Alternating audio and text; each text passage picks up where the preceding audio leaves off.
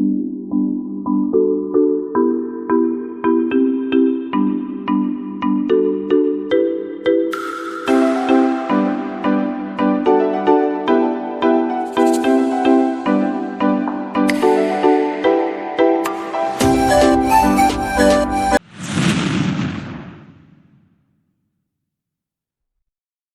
મિત્રો, સ્વાગત છે તમારું મારા આજના નવા વિડીયોમાં। તો મિત્રો, આજે આપણે બનાવીશું ઝટપટ તૈયાર થતું પાપડનું શાક, જે ખાવામાં ખૂબ જ ટેસ્ટી લાગે છે અને બનવામાં પણ એકદમ ઇઝીલી બની જાય છે। તો એના માટે મેં અહીંયા 4 થી 5 નંગ આપણે અડદના પાપડ લીધા છે, મરીવાળા।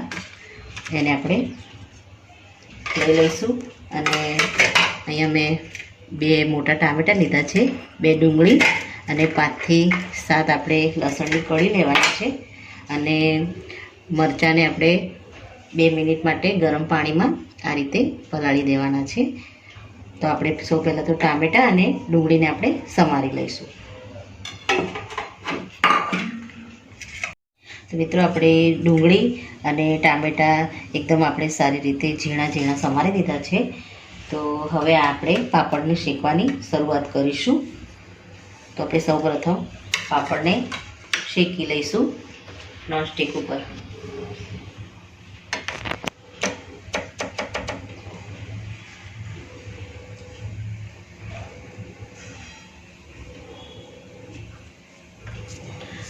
આપણે પાપડને એકદમ પ્રેસ આપી અને આ રીતે કપડાથી શેકવાના છે, એને એકદમ દાજવા નથી દેવાના।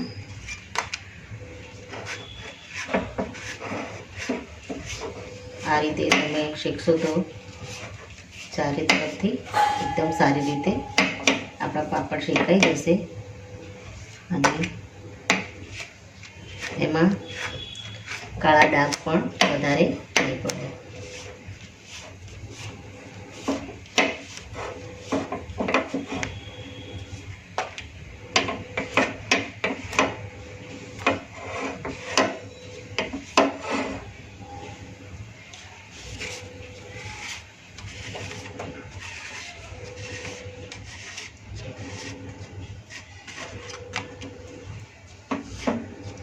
એકદમ આપણે કડક કરી નાખીશું પાપડને શેકી અને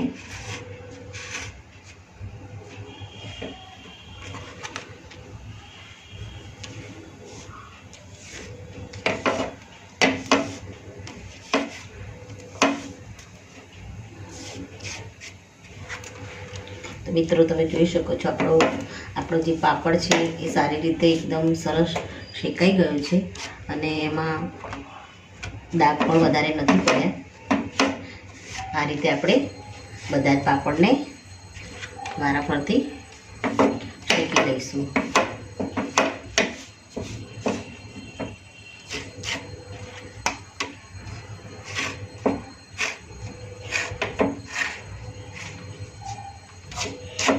મિત્રો, આ રીતે આપણે પાપડને શેકી લઈશું। આ રીતે આપણે બધા પાપડ તૈયાર કરી દઈએ। આપણા ડુંગળી અને ટામેટાં સારી રીતે ઝીણા ઝીણા આપણે સમારી દીધા છે, કોથમીરને પણ આપણે સમારીને દઈ દીધી છે। હવે આપણે આ મરચાં અને લસણ છે એને આપણે પીસી લઈશું। તો લસણ એડ કરીશું અને મરચાં એકદમ સોફ્ટ થઈ ગયા છે તો એને પણ આપણે આમાં એડ કરી અને સારી રીતે પીસી લઈશું। થોડું આપણે જીરું એડ કરીશું એમાં, થોડું આપણે જીરું એડ, હવે આને આપણે જીરું પીસી લઈશું। તો મિત્રો, હવે આપણે શાકને વઘારવાની શરૂઆત કરીશું। તો ગેસ ઉપર આપણે વાસણ મૂકી દઈશું।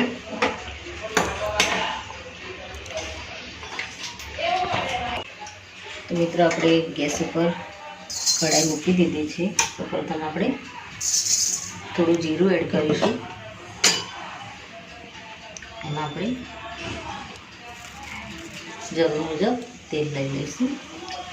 જીરું આપણું તતડી જાય સારી રીતે એટલે આપણે જે લસણ અને સૂકા લાલ મરચાં જે એની પેસ્ટ બનાવી છે એને આપણે આમાં એડ કરીશું.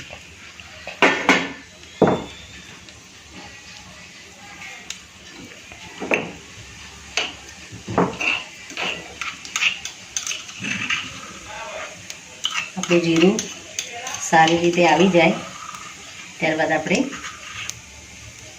આ પેસ્ટ એડ કરી દઈશું આમાં.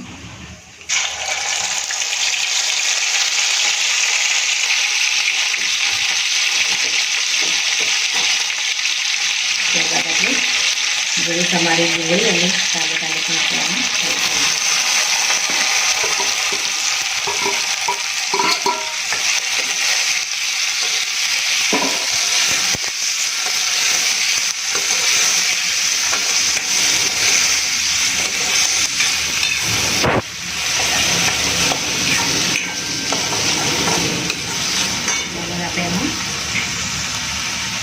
જરૂર મુજબ મીઠું એડ કરીશું.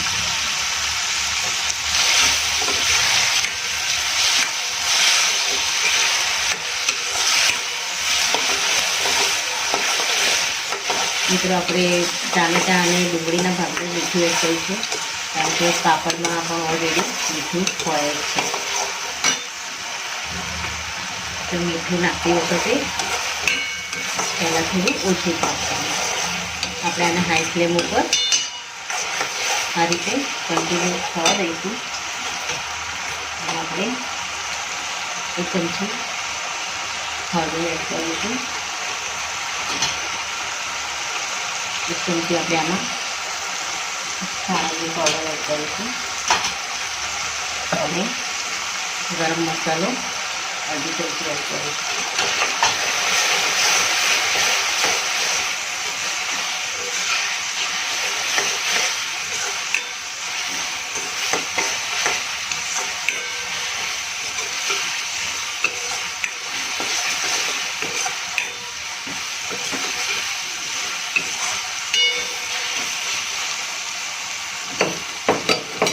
આપણે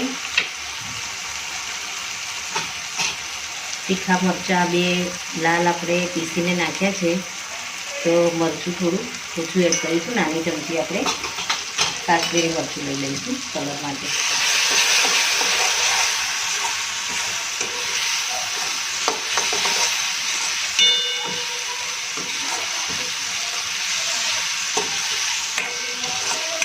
તો આપણા ટામેટાં અને ડુંગળી મસાલા સાથે સરસ કૂક થઈ જાય ત્યાં સુધી આપણે પાપડને પણ ટુકડા કરી અને લઈ લઈશું.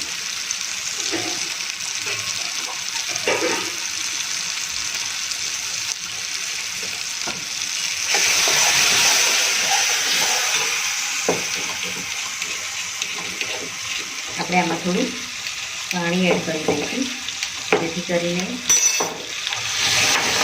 મસાલા નીચે ચોંટે નહીં.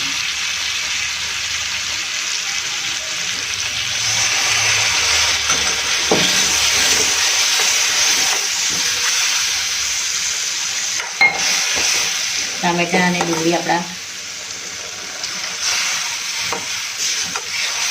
ઢાંકી અને આપણે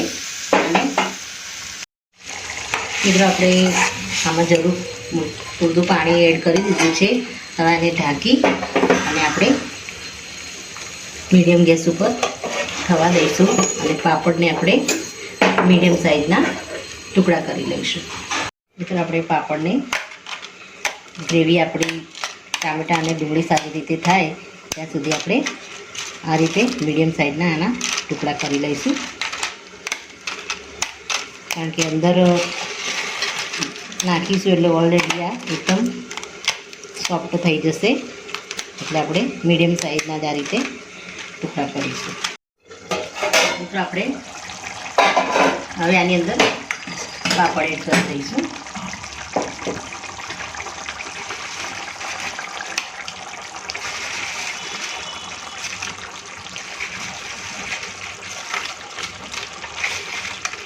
જો પાણી ઓછું લાગે તો તમે આમાં પાણી એડ કરી શકો છો.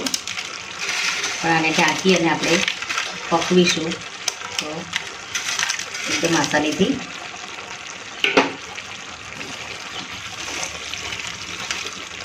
આપણું શાક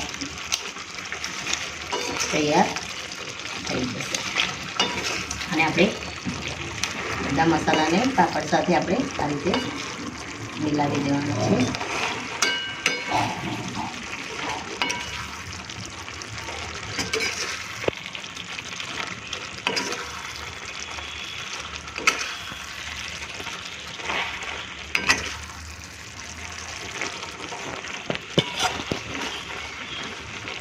ઉપરથી આપણે કોથમીર જે સમારીને રાખી છે અને આપણે ઉપરથી એડ કરી દઈશું અને આને ઢાંકી અને 2 મિનિટ માટે ખાલી થવા દઈશું. ઉપર આપણે થોડું લીંબુ એડ કરી દઈશું, હળવું.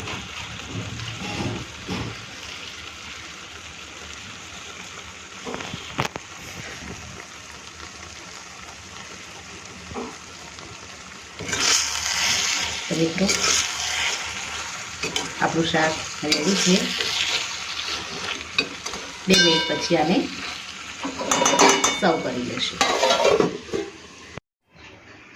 તો મિત્રો રેડી છે આપણું ઝટપટ તૈયાર થતું પાપડનું શાક.